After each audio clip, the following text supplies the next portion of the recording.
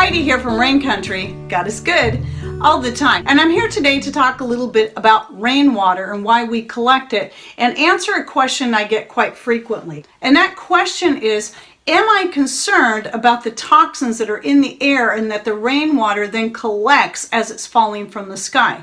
And the answer to that is simply no, I am not. And now let me explain why. So basically, this is our own collected filtered rainwater as opposed to city tap water. Now, this isn't a comparison to anybody's well water. I believe there's a lot of people out there have some pretty great well water. However, no matter where you're getting your water source, it's likely going to have some kind of toxins that come from the air. That can be your city water, your well water, your rainwater. Now, yes, the city does go through some heavy filtration processes and they have many ways of doing it. I can't say I know all about it, but Patrick certainly does because he is a water treatment operator 3. He hasn't been working in that industry for a few years now, but that is what he is, and that's what he's done for many years. And he's the one that set up our own little system of water treatment, you can say. And we have several different ways of purifying the water. So we don't just collect the rainwater off the roof and drink it straight off the roof. That would be kind of gross, because not only, as some people shared, are you going to have toxins that are going to come from the air that's in the water, but you're also going to have toxins from the roof, whatever the roofing material is. Obviously, like a metal roof like we have on the house part is going to be the best, but even still, you're going to be collecting toxins along the way. You're going to have bird poop, you're going to have pollens, you're going to have all kinds of stuff on whatever roof you're collecting your water from. So obviously we're going to be filtering the water. Now, we have a simple setup that we use and rarely ever use the reverse osmosis, have never yet used the UV light, but we have all these ways of doing that. Now, I do talk about our whole setup, how we collect our rainwater. I have a video just on that I will link to in the description box down below. For those who are interested in maybe putting up their own setup, they can at least get some ideas from there, and how you do it is going to be entirely up to you and what works best for you.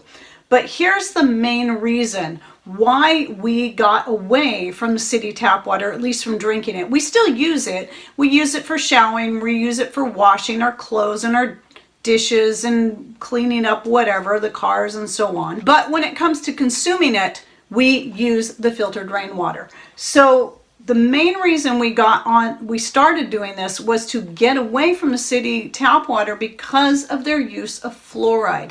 I had at that time written several emails to the city asking them to remove the fluoride, giving them some studies that have been done on fluoride and health and the detriment thereof, and explaining how, we were trying to heal our thyroids. We need to get the fluoride out of our water in order for our thyroids to heal, because we were going off of our medication. We didn't want to have to take it anymore. And when my pleas went ignored, we then just came up with our own method, which is better anyway, because now we have a backup source of water. Because sometimes the city water either is running really low in that late part of summer, or it can be contaminated at any time with anything. That can happen in any city, in any country around the world. And it does and happens all the time.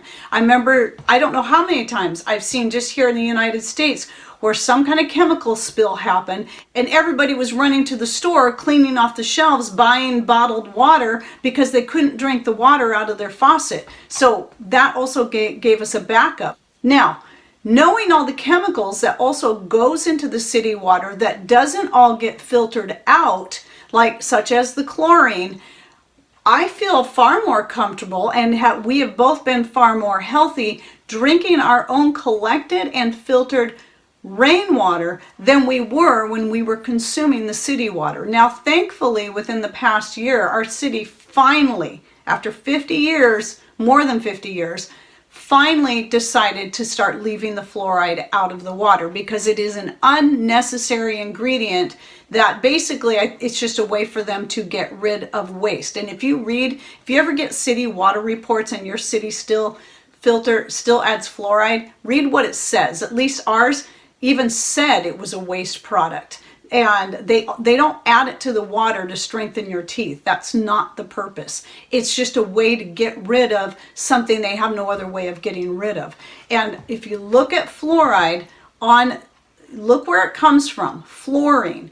Look on your periodic table. It is one of the most toxic halogens on the periodic table and has been proven to cause many health problems, including fluorosis of the teeth and bones, which some people might think is only a cosmetic problem where it causes the teeth to look mottled, but it's more than that. It actually can make your bones more brittle rather than strengthening them. Fluoride is only effective on your teeth if applied topically, and even then I would still stay away from it because it's going to be absorbed into the bloodstream. And that's just out of my own studies, listening to dentists who started thinking about this. I mean, just read the back of your tooth. If you still buy store-bought toothpaste that's fluoridated, read what it says on the back. And read how much toothpaste you're supposed to use. Very, very tiny bit, because too much can be toxic.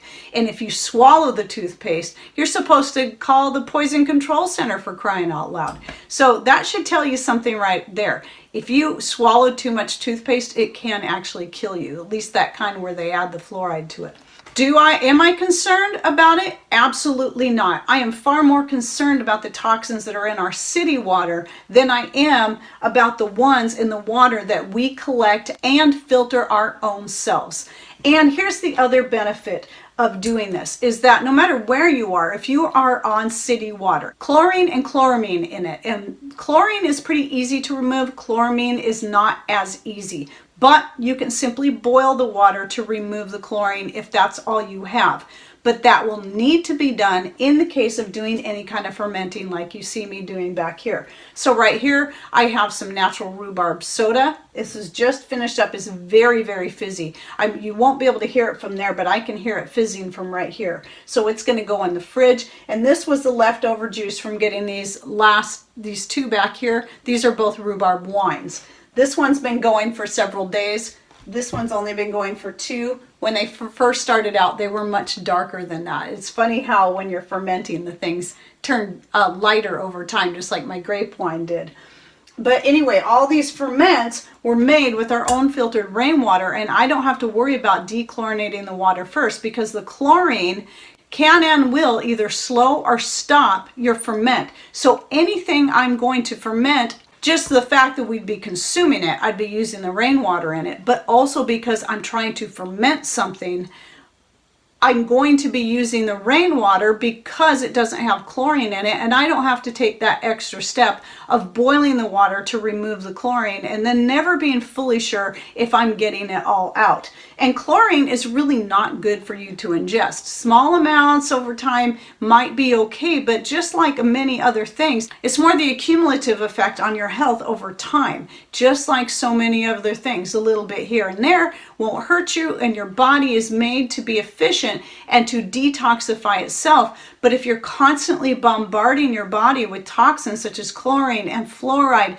and pharmaceuticals and chemical sweeteners and other things, your body can't recover from that fast enough. It's that death by 1,000 cuts. So trying to find as many ways to be as natural and healthy as possible, then when you are exposed to these other toxins, which are going to be natural, your body can handle it the way it's meant to, rather than being overwhelmed with so much at once. So anyway, this was mostly to answer that question, but also to give you just a little bit more information. And I do recommend you check out the videos I'll be posting down below, and including the one on how we got off of our thyroid medication. And we've been medication free for over 9 years for certain. It could be as much as 10, but I think 9 is the correct number. All right, well, I hope you enjoyed this video. Thanks for watching. Take care, and God bless.